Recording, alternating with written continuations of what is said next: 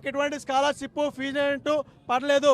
కాబట్టి విద్యార్థులందరూ కూడాను ఈ సైన్స్ హాస్టల్ కావచ్చు, ఆర్ట్స్ హాస్టల్ కావచ్చు, ఫార్మసీ కావచ్చు, ప్రతి హాస్టల్ నుంచి విద్యార్థులు అనేవాళ్ళు ఈ మెస్ ఫీజులు ఏవైతే ఉన్నాయో అధిక మెస్ ఫీజుల ద్వారా ఇబ్బంది పడుతూ ఉన్నారు.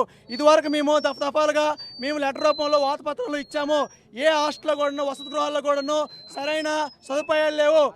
చేస్తాం అన్నారు తప్ప ఆ ప్రిన్సిపల్ గారు వాళ్ళు మాట్లాడి దాన్ని రద్దు చేయడం జరిగింది. కమిటీలు అన్నారు, తాత్కాలిక కమిటీలు అన్నారు, కమిటీలు లేవు, ఏమీ లేవు. ప్రతి ఆంధ్రప్రదేశ్లో చూసుకుంటే అన్ని యూనివర్సిటీల్లో 2000 వరకే 2500 వరకే మెస్ బిల్లులు వస్తున్నాయి. కానీ ఆంధ్ర యూనివర్సిటీలో మాత్రం 4000 వరకు మెస్ బిల్లులు వస్తున్నాయి.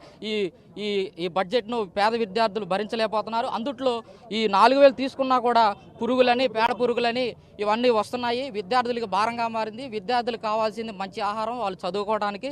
సో మాది ఈ చిన్న సమస్యని వీసీ గారి ముందు పెట్టాలని మేము అనుకుంటున్నాము. ఇప్పుడు దీనికి నాకే ప్లస్ వచ్చింది కదా సార్. ఎక్కడి నుండి వచ్చింది సార్ నాకే ప్లస్? హాస్టల్లో బెడ్లు లేవు కనీసం. మా హాస్టల్లో అయితే కనీసం సాకెట్స్ కూడా లేవు, ఛార్జింగ్ పెట్టుకోవడానికి సాకెట్స్ కూడా లేవు. అవి కూడా మేము జాయిన్ అయ్యేటప్పుడు వెళ్ళి వైర్ కొనుక్కొచ్చుకోవాలి, ప్లాస్టర్ కొనుక్కొచ్చుకోవాలి, కరెంట్ బోర్డు కొనుక్కొచ్చుకోవాలి. ఇవన్నీ ఎలా చెక్ చేయకుండా నాకే ప్లస్ ఎలా ఇచ్చారు? First question. అండ్ సెకండ్, ఇప్పుడు సార్ ఏం చెప్తున్నారు, ఇక్కడ ఎంప్లాయీస్ వల్ల మీకు ప్రైజెస్ పెరుగుతున్నాయి, సో వాళ్ళని ఎంప్లాయీస్ని తీసేస్తే అప్పుడు ప్రైజెస్ పెరుగుతున్నాయి అంటున్నారు. ఈనాడు పేపర్లో మొన్న రీసెంట్గా 531 పోస్టులు ఖాళీగా ఉన్నాయి యూనివర్సిటీలో వచ్చింది. ట్యూషన్ ఫీజు ఎందుకు తగ్గట్లా? మరి 530 పోస్టులు ఖాళీ ఉన్నాయి కదా, ట్యూషన్ ఫీజు ఎందుకు తగ్గట్లా?